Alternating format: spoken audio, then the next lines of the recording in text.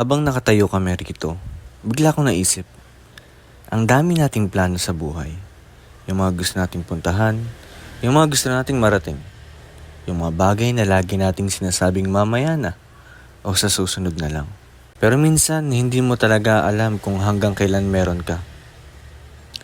Hindi ko naman akalaing yung simpleng paglalakad namin, paglalaro, at pagkuha ng video sa kanya ay magiging memories na lang balang araw.